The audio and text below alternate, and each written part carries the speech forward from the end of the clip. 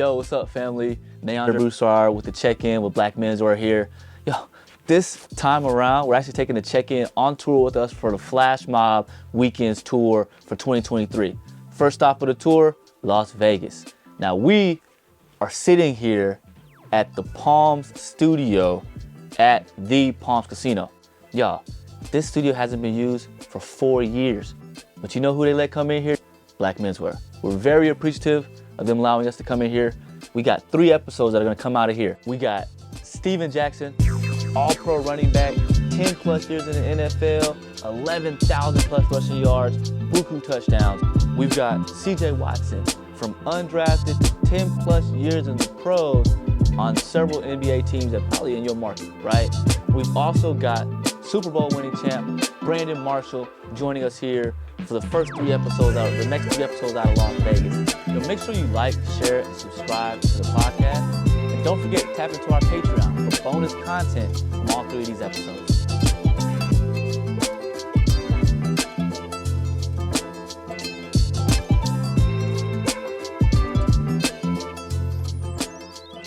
Man, CJ, bro, I appreciate you jumping in with us here for the check-in. Now, I ain't gonna waste no time. Let's go back, right? 2006. Great senior season. Draft comes around. Draft goes around. You don't get drafted. Yep. What's that feel like? It was disappointing. It was discouraging. I was just telling some little kids this today.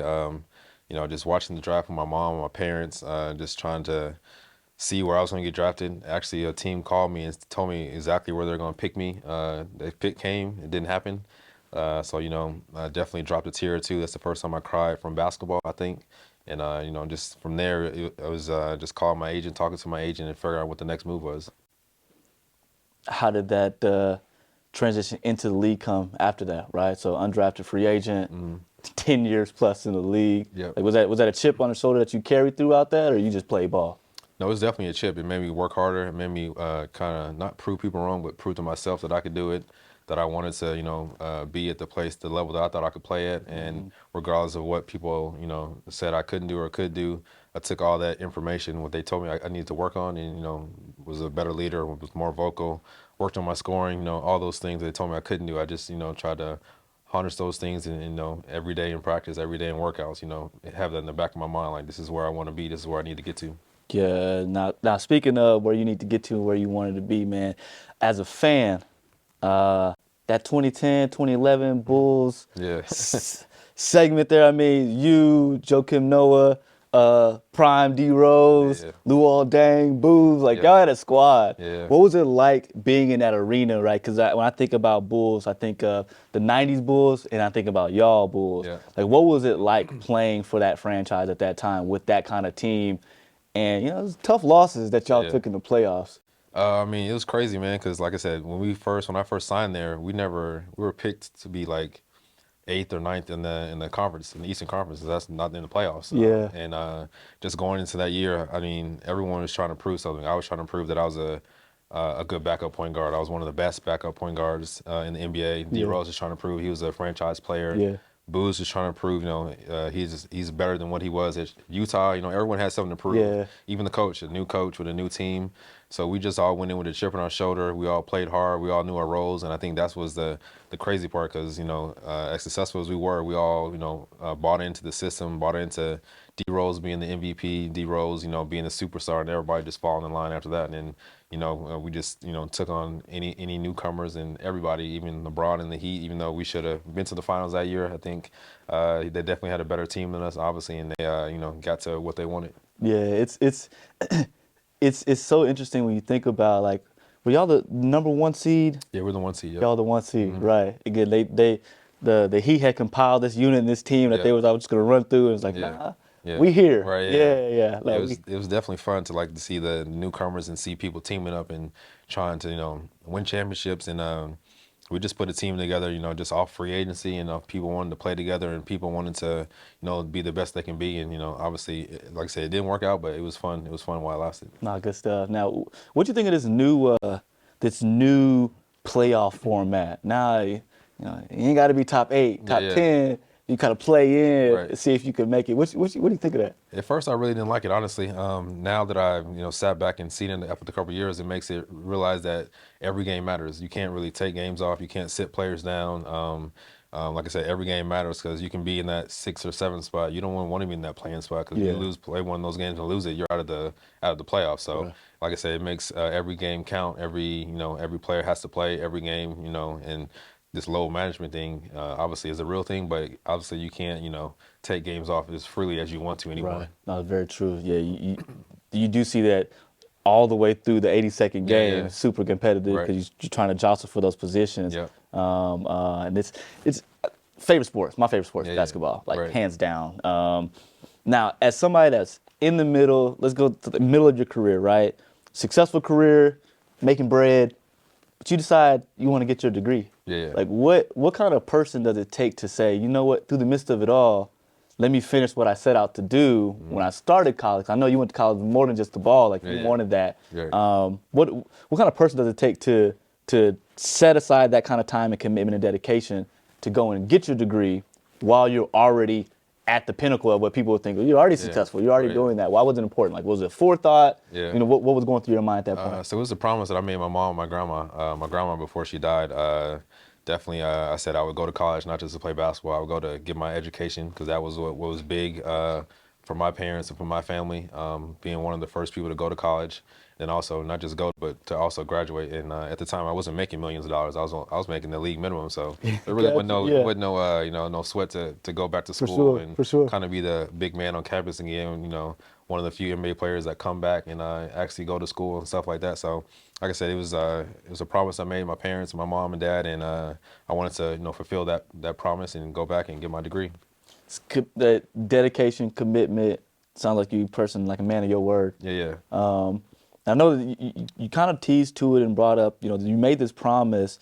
There's a legacy that's in the Watson family, back home. Yeah. Did that kind of go into that? Tell us about your grandmother, your mother, segregation. Yeah. Was that a part of that, making sure that you held to that commitment? Yeah, that was definitely a big part of the legacy. My grandma was a big person in the movement of civil rights in Nashville, Tennessee. She was one of the first black families to desegregate a white school. So my aunt, she took my aunt to a white school. I think it was like 12 families, 12 kids that desegregated school. And through the midst of all that, she got death threats. They threatened to bomb my grandma's house, kidnap all 6 of her kids. And then fast forward, I guess like a year later, one of the guys that used to always threaten her and call her and tell her they would bomb the house, he got cancer. His wife got cancer. And my grandma was a nurse, and my grandma goes and treats his wife, Wow. and it just shows you the humility, the generosity that she has, regardless of, she just wanted her kids to have a fair education. Yeah. And no matter what she done, she just did whatever she thought was right, and that was to have black and white kids have a fair shot at education. That's what she's big on. Man, that's see, life throws Yeah, it works. things. It comes full circle for sometimes. Yeah, sure, for sure. Man, it's when I think about that historical context, right, and again that legacy that you come from. Yeah.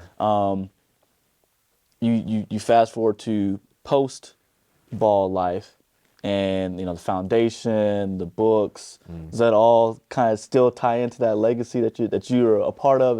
That also you're trying to maintain and build. Yeah, I think so. I think it's all a part of legacy. I want to leave my daughters, my kids, and just not for them, but just kids who grew up in my area, my inner city, just to show them that anything is possible. Success can come in all different shapes and forms. Athletes, doctors, lawyers, whatever the case may be. So, like I said, I just want to inspire kids and just show them that success is possible no matter what route you go, and just be a role model for them. Because, like I said, there's not many. I didn't have a lot of role models growing up. All I could look for is my parents and other like athletes and stuff like that. But I can, now that kids being from Vegas, you can actually come and touch me. You can talk to me. You can say, how can I do this, CJ, or what can I do to be better at this or whatever. And I can give you my advice or my input. Yeah, I love that the heart for the community, right?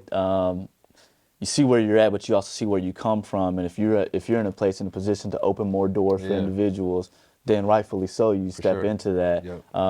Those that don't know, right before you came here, I mean, you were volunteering your time to speak with the students. Just a little bit more, like how important is that to you to be able to go in those spaces and just be able to fill that room with knowledge, but with also just your presence? Yeah, like I said, I was just a kid just like them, growing up in the inner city, trying to find my way. Parents, struggling, trying to make ends meet. And, like I said, I never had a role model or a professional athlete to come in and talk to me, but now that these kids can do that, like I said, I want to be there to help them, to show them that anything is possible. And just, like I said, just be that positive role model and just and let them know that, you can do whatever you want to do in life. Yeah. It's your book series. Mm-hmm. Why a 3-part series, right? But also why the book the from that perspective? I just want to tell my story. Kids always ask me, is the book's true story? I say everything in the book is true. Everything happened. Like in my first book, I had stinky socks. I was very superstitious. So I wore the same basketball socks, never washed them. Like I said, all these things in my book are true. I wanted to tell a true story and, like I said, inspire kids because we all have dreams as a kid, as an adult. Obviously, my dreams now are changing. I wanted to be an NBA player. I accomplished that. Now I want to be a good father, a good husband. I want to be a good entrepreneur. So all these dreams that we all have are ever changing, and I want them to know that. Yeah, it's definitely a thing of the process when you think about goals adjusting and Yeah. changing. For you, now again to this point, now that you are, your dreams and goals are to be a good husband, to be a good father. What is it like to be a dad in this environment? And I know you've got them from teenagers down to Yeah. toddlers. How has that changed you, especially being a girl dad, Yeah, right? yeah. How has that changed you over the last few years? It's changed a lot, man. It's probably, changed my whole, life. I feel like I'm a first-time parent. I tell my daughter all the time, but I'm still ever changing and evolving. I need her input. Just yesterday or a couple months ago, she said she wanted a boyfriend. I was like, I had sleepless nights, about her having a boyfriend. Him asking me, can he date my daughter, which was very respectful, because I told her, like, if you want a boyfriend, that's the first thing that has to happen. He has to come and ask me first. That's like my little stipulations or whatever, but it's definitely fun to see her growing, see my other ones grow. My little one, the middle one is always a little different. They're a little off. Yeah. But it's, like I said, it's just fun to watch them grow and see the change in every aspect. Yeah. Yeah, that's I've got two, so I don't have a middle one. Yeah, yeah. But I can see my oldest, how he's branching into his space. My youngest, how he's trying to hold on to being Right. the baby. Yeah, yeah. It's like y'all aren't far apart, Right, like, yeah. But it's just that balance of being a good parent and Yeah. knowing the differences, right? Yeah. How important is it, as a parent, to know the differences in your children? Because that's one thing for me. I had to realize that I couldn't even chastise him in the same way because Right. it doesn't land the Yeah, same. yeah, for sure, yeah. But how important is it to have direct relationships with each of your children and be able to treat them differently, how they need to be treated to grow up? For me, it's just like having a team, man. You got a team of different egos, right? You can't yell at this person like you yell at the next person. So you got to figure out the kind of the bare minimum, and try to figure that out. But like I said, it's fun just to see their growth, to see their see how they're all similar. They all look just alike, just in the same different stages of life. And like I said, just it's easy to communicate with them, especially when they're 6 and 2. But that 15-year-old man is definitely challenging. So you got your hands cut out for the teenage years is the worst. I feel like. Yeah, we're getting we're getting there. We're getting there.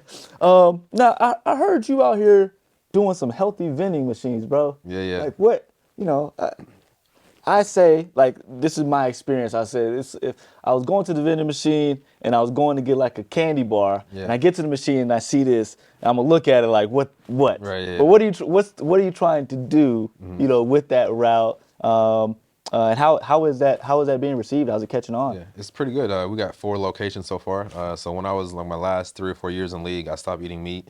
I stopped eating like fast food. I felt a change in my body, and I just felt like, if I can help other people have healthier options. So we don't sell any Cheetos, no Doritos in our vending machine. We put candy in there because that's what they wanted. So that's what they buy. So I got to make some kind of money. Yeah, but, no. it's just a passive income. I don't think it's anything that make you super rich. But if you have like maybe 25 or 30 machines, then you might get there. But like I said, for me, it's just a passive income, something to help me run a business, learn how to run a business on my own, and then also just keep me busy. What I heard there, you still steady learning. Yeah, always. Steady Yeah. learning too. Yeah.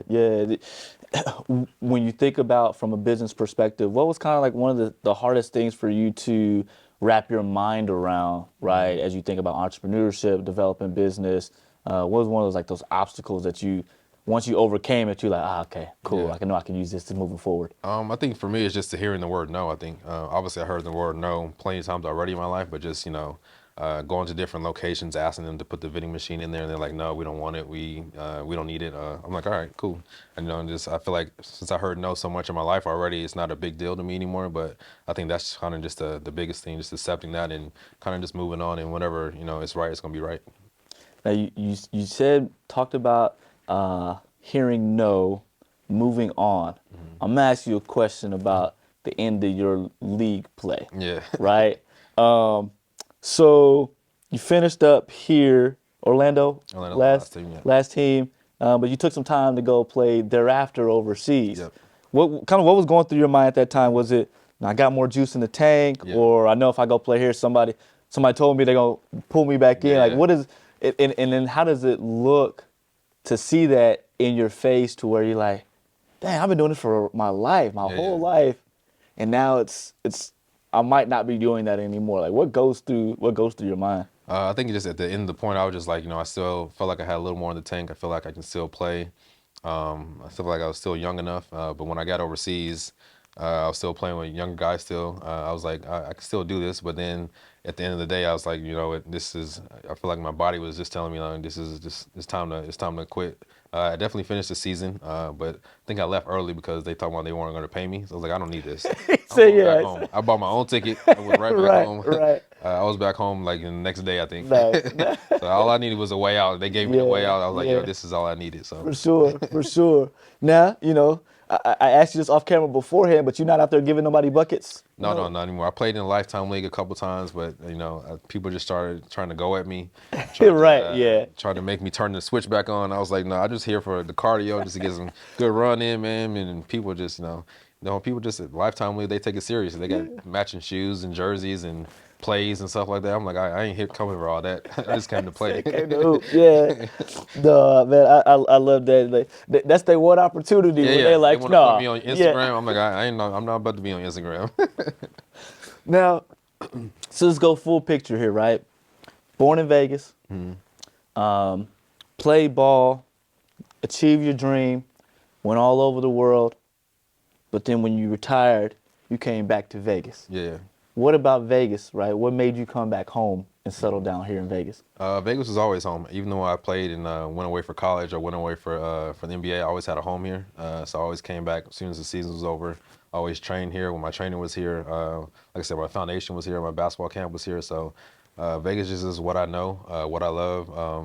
The ins and outs of it. I know where to go, where not to go. So I can't do that in any other city. I feel like I know people everywhere. So Vegas is just it's just home for me. Got you. Do you see a lot of, because you think about Vegas, you hear people like all these horror stories about money. Yeah.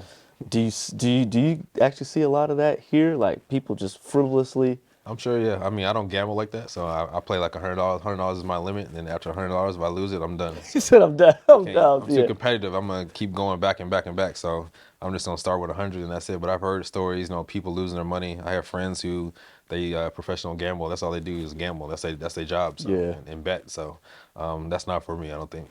Yeah.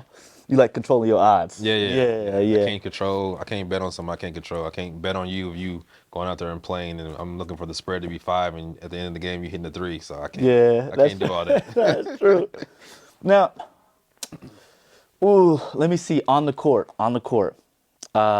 Favorite basketball moment for you would be what? NBA or just any moment? Let me do both if they're different. I would say like high school was like winning the state championship, getting my jersey retired. High school and middle school. Then I would say NBA is just like my first game. I feel like that's I worked hard to get there, and that's what I worked hard for. Was to get there at that moment, at that point, putting that jersey on before the locker room. Coach called my number to come out there and play. Scoring my first bucket. I think that's the highlight of it all. Now, I've heard different perspectives about that first game from different people, right? Yeah. Some people are like, yo, my nerves was going. Some people are like, man, I'm ready. call my name, coach. I'm ready to get off in there. For Yeah. you, how was that the feeling prior to that? I was definitely nervous, but the feeling for me was I was on a 10-day contract, so I had to play good. So if I For was sure. playing bad, I wouldn't get that extra 10 days. For So sure, yeah. I was ready for the moment. I think we was getting blown out anyway, so he threw me in like at the fourth quarter or whatever. So I got, I think, 11 points against the Trailblazers in Portland. So I remember, like I said, I remember like it was yesterday. Yeah. So for me, it was nervous, but I was definitely ready to go out there and show that I could play. Yeah, is it a on the court, off the court persona that you have, or are you just saying CJ on the court and off the court? I mean, my sister gave me the nickname Quiet Storm because I'm shy and reserved, but when I get on the court, my basketball game hits you like a storm. That's what she says. So, Yeah. but, I'm definitely, off the court, definitely a little reserved more than I am on the court. Got you, Yeah. got you. Toughest competitor to play against? I would say any small guard because I wasn't a huge guard, but anywhere like 5'6", 5'9", I hated playing against those dudes because they would pick you up full court and they were fast and stay up under you. But I think those are like the worst people for me like to go against defensively. Got you. Favorite teammate? Favorite teammate, I would say, I don't know, that's tough. I would say Joakim Noah. It was one of my favorite teammates. David West. Probably those two. Them gritty boys. Yeah. Tough, yeah, that's I like tough. those guys. Yeah. They always have my back, For sure. I was doing on the court, so somebody had to step up for me. No, for sure. I love to hear it. Yeah, I love to hear it, man. Well, man, CJ, man, again, man, we appreciate you tapping in with us here on the check-in, Las Vegas style. Appreciate you welcoming us to your home. Yeah, appreciate it. Man, people out there looking to follow you, tap in. How can they keep up with your journey? How can they tap in to the foundation? Where can they get all that information? Instagram and Twitter, I think I'm QuietStorm_32. Foundation is QuietStormFoundation.org. If you want to purchase the books, cjpens.com or go to Amazon. You heard it here, guys. CJ Watts, thank you so much for joining us today. Another episode of Check-In in the books. You've heard it, now share it. Somebody else needs to hear the story. You never underestimate hearing or sharing the story with somebody else because you don't know what CJ just said that they can hear as well, that can help them get through it. So don't hesitate, like, subscribe, share it. Send this message out to everyone that you know. Let them know to follow QuietStorm_32 on social platforms as well. And get the book, cjpens.com. Go tap into it.